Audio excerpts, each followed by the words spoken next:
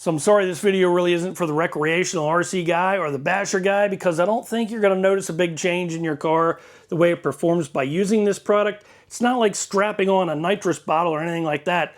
But if you're a serious RC racer or a serious RC spec racer and you got to run the same motor, same ESC, same tires, same battery, then this video is for you. Today we're going to talk about a new product on the channel.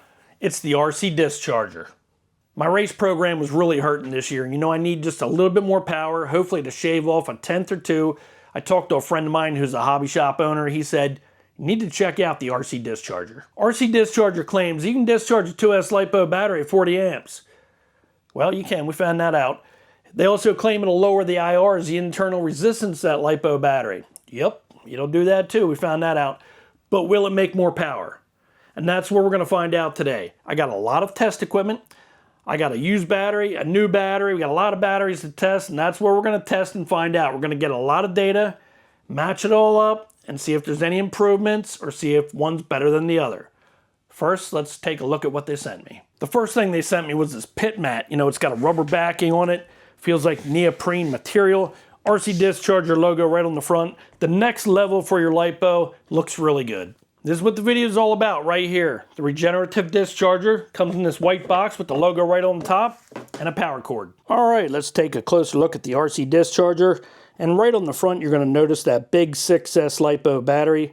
So when you're discharging your 2S LiPo battery, all the energy is going to go right into that battery. On the back, we have a power supply with a fuse, 2 LED lights, and a fan. And on the very back of the RC Discharger, you're going to see a mounting bracket for the car stand. Next thing they sent me was an iCharger, a DX6 1500 watt duo charger. Got to tell you guys, I really like this charger. It's small, easy to use, and it fits right on top of the discharger just like that. It's a 1500 watt charger, 900 watts per channel. The max charge, discharge, and DC power current is 32 amps per channel. And the charger has a synchronous mode you can use, so you can charge or discharge one 2S LiPo battery at 40 amps by syncing channel 1 and channel 2 together. The cable that I just showed you to synchronize channel 1 and 2, I made this cable. It did not come with. This cable here did come with, and that's going to plug right into the back of the discharger, and this end here is going to plug right into the iCharger. The balance cable that you're going to see in the video, that did not come with. I did supply that. And although I can't use it, RC Discharger did send with this very heavy duty charging cable. Has an XT60 connector on one end that plugs into the charger, and a balance lead connector. Also has a temperature sensor, and it has the bullet connectors for the battery. I use the XT60 connector for my battery. They send me the 2 tubes in the bracket, and that's supposed to slide right in the back just like this. And this bracket here is supposed to go on top, and you're supposed to set your car right on top of the charger like that. It'll look really good. I'm going to use it for a LiPo stand, so I'll set this bracket just like that. They did send me a LiPo bag. I'll set it right on the back and charge my batteries on the back of the stand just like that. And with the discharge, you will get a set of directions, although it doesn't read the best, so there must be a communication gap there somewhere. Just follow along, you'll be just fine. And head over to the website, check out the merch, especially this RC Discharger hoodie. Now I'm going to show you how to set everything up on the RC Discharger. You're going to take the balance connector, plug it right into the side, just like that. And we're going to take the XT90 connector and plug that right into the side. After you plug in these 2 plugs right here, you will see a red LED light showing you that we have power going to the power supply. So when you're not using the RC Discharger, make sure you unplug these plugs. Next, we're going to power up the iCharger by plugging this cable into the top of the RC Discharger, and the other end is going to go into the iCharger. You will hear a couple beeps, and you will see it power on.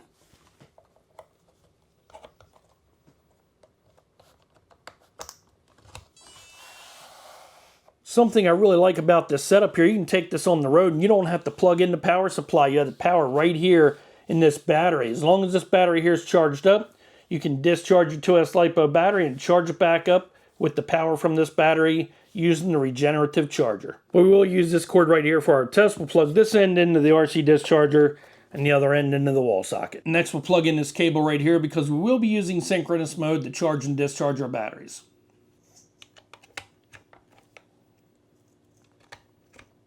Next, we'll plug in the balance cable, but we only need one since we're using synchronous mode.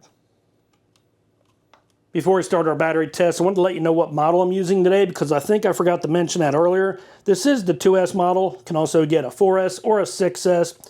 If you buy the 2S model like we have here, you can only charge and discharge one 2S LiPo battery. Now you can charge and discharge two 1S LiPo batteries with this unit right here. If you want to charge two 2S LiPo batteries, and then you're going to need the 4S model. And I know the motor analyzer isn't going to tell us a whole lot, maybe RPM and voltage, but it'll be good for starting out and giving us a baseline with the RPM. And these are the batteries we'll be using for our test today. Battery number 1 is a used battery. It's an SMC 5250C battery. Battery number 2 is a used battery. The break-in's already been done to that battery, so we discharge and charge that battery already to 40 amps. That is also an SMC 5250C battery. Battery number 3 is a used battery, and that is a ProTech RC 5250C battery. Battery number 4 is brand new, and that's an SMC 5250C battery. First test probably isn't going to matter a whole lot, but we do want to get some data anyway. So we'll charge each battery up to 4.20 volts at 10 amps, and we'll test it on the SkyRC motor analyzer. Battery number 1 was charged at 10 amps, and we got 4.191 and 4.190 on the voltage on each cell. The internal resistance is 1.0 and 0.9 milliohms.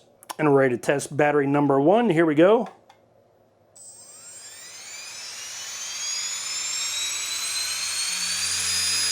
We have KV 3202, RPM 26904, 8.4 volts, and 3.6 amps. Charge battery number 4 at 10 amps.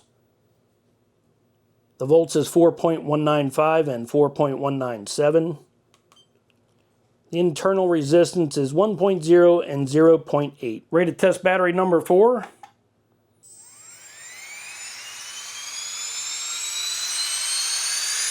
KV 3214, RPM 27005, 8.4 volts, and 3.6 amps. This is the test that I think will be a little bit more meaningful. We got the dyno set up over here. We have the program set up on this side. I will be recording both the dyno and the program. And we'll be looking at the graph that says milliamp hour voltage and current versus time.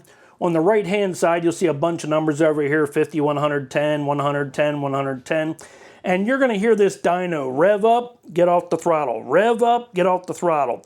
And what I did was I simulated a 5-minute race like I'd be running at my local track. So we're going to see all the numbers that we're going to need to get a good baseline. Let's get started. Okay, and here we go. We're ready to test battery number 1. We got to keep an eye on our voltage here, as you will see it fluctuating from 8.31 to 8.39. Looks like we're ready to give it a test. Let's go.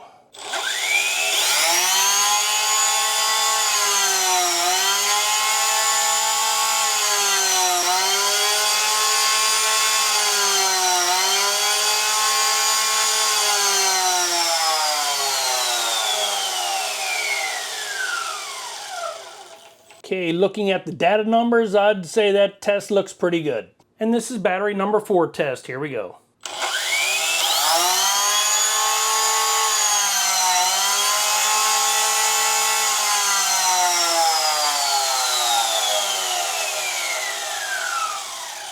Okay, looks like battery number 4 test went really good. All right, well, we tested all 4 batteries tonight, and you guys might be thinking, that sure is a lot of work you're going through to see if that product works. Well, that's what you got to do. You got to collect a lot of data, and that's what we did. We tested 4 batteries, so if one test isn't good, at least we have 3 more to go.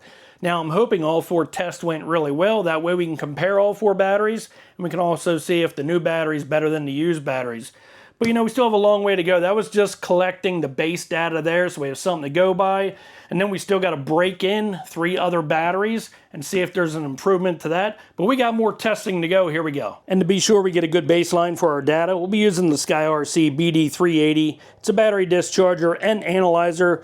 We'll be discharging each battery at 25 amps with a cutoff voltage of 7 volts.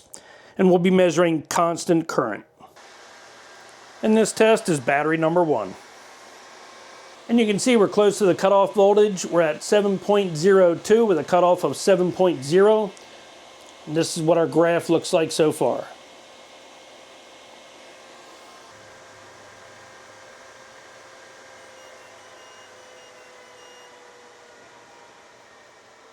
Now we're ready to start testing battery number 4.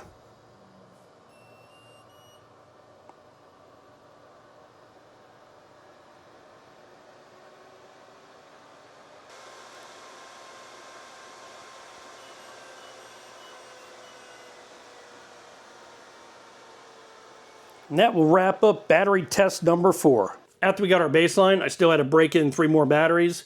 And you can figure out how to do that just by reading the directions. It'll tell you how to do that. RC Discharger asked me not to share that information because it's kind of proprietary to their product, so I get it.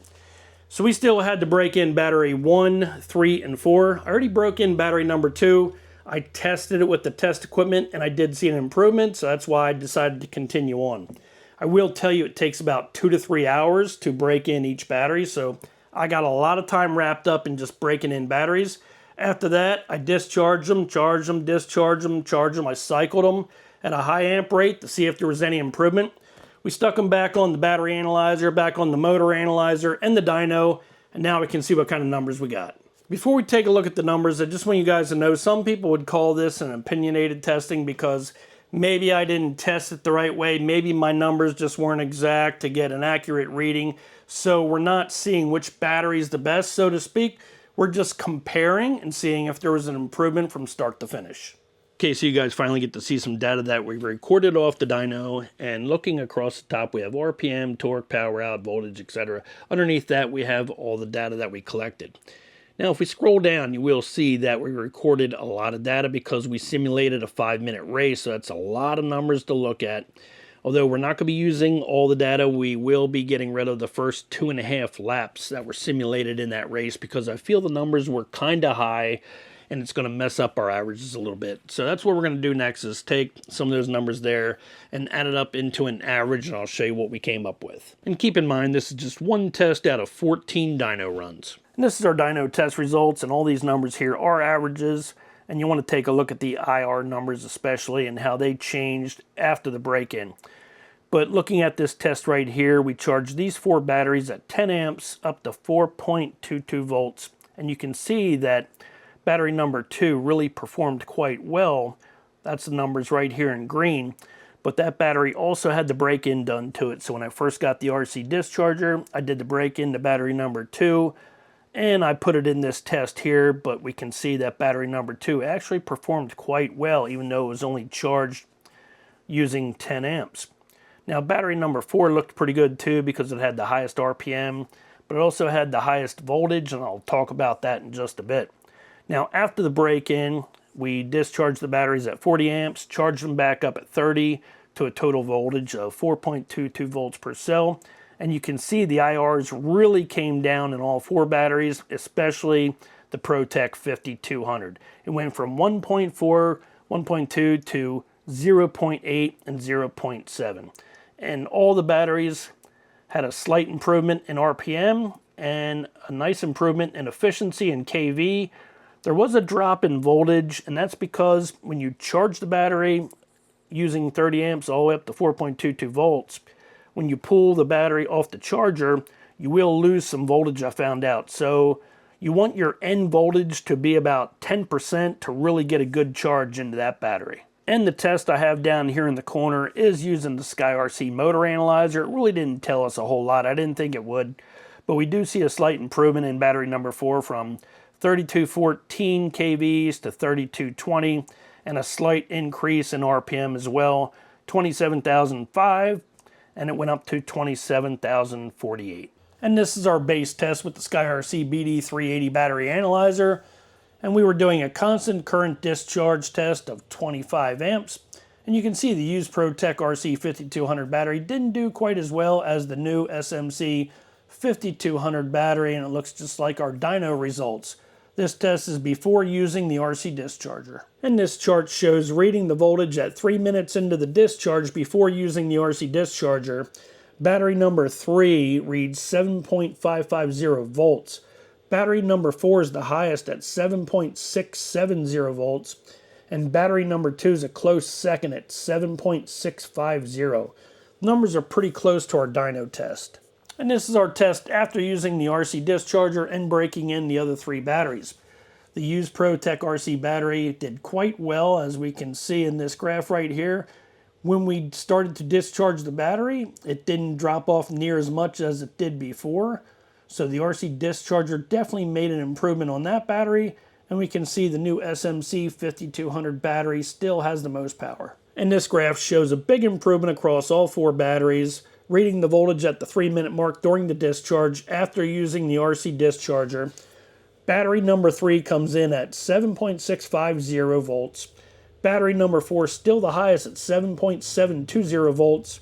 And battery number 2 is a close second at 7.710 volts. And we can see all 4 batteries show more voltage at the 3-minute mark after using the RC discharger. Okay guys, I'm about ready to take you down this giant rabbit hole that I went down learning about batteries in the past month so I could give you all the information that I could about this charger and about batteries. If there's something I left out, please leave it in the comments section below to help everybody out. Here we go. It is safer to discharge at higher amps because it is likely to be well under the maximum continuous discharge rate of the battery. For example, a 5250C battery has a maximum continuous discharge rating of 260 amps. This should allow you to safely discharge at 40 amps and not stress the battery. Although keep in mind, when you discharge at 40 amps, the battery can generate heat and must be monitored. The key is to never go below 3.6 volts per cell or 7.2 volts total, or permanent damage may occur. To calculate the discharge amp rating, take 5200 times 50C equals 260,000. Divided by 1,000 equals continuous discharge rating of 260 amps. On the other hand, it is a lot more dangerous to charge a battery at higher amps, and you should never exceed the battery specifications and manufacturer recommendations. This is why I can't tell you exactly what voltage is safe for you to charge at, and that's why it's a secret. There's way too many variables. And some manufacturers allow 1C, 2C, 5C, up to 10C charge rates. To calculate charge rates, take 5200 times 1C equals 5200, divided by 1,000 equals a charge rating of 5.2 amps. Also, 5200 times 5C equals 26,000 divided by 1,000 to give you a charge rating of 26 amps. You should have very good knowledge about lipo batteries before charging over a 2C charge rate. Charging at higher amps over the manufacturer recommendation could cause thermal runaway and a fire. Never leave a battery unattended during charging and discharging. Always use a lipo bag. Never overcharge a battery. A typical 2S lipo charge max is 4.20 volts per cell, equaling 8.4 volts. Most spec class rules allow you to charge up to 4.22 volts per cell for a total of 8.44 volts. Okay, and lastly, I want to share this part with you. I have not found any info anywhere that explains how to figure out the charge rate if it isn't posted by the manufacturer. I would recommend you stay clear of that manufacturer if they can't share the recommended charge rate with you. The RC discharger does exactly what it's supposed to do. It allows us to discharge at a high amp rate. It also lowers the IRs of the battery, which gives us more power. We've seen that across all 4 batteries. Our dyno testing worked really well. Putting the batteries on the battery analyzer also worked really good as we got that information, and we could see how the batteries improved from the start to the finish, and that's what we wanted to see. You know, will this make a difference? Yes, it will. If you're a spec racer, I feel this is a tool that you need to have. I'm Mark with the Ovalrc. We'll see you next time.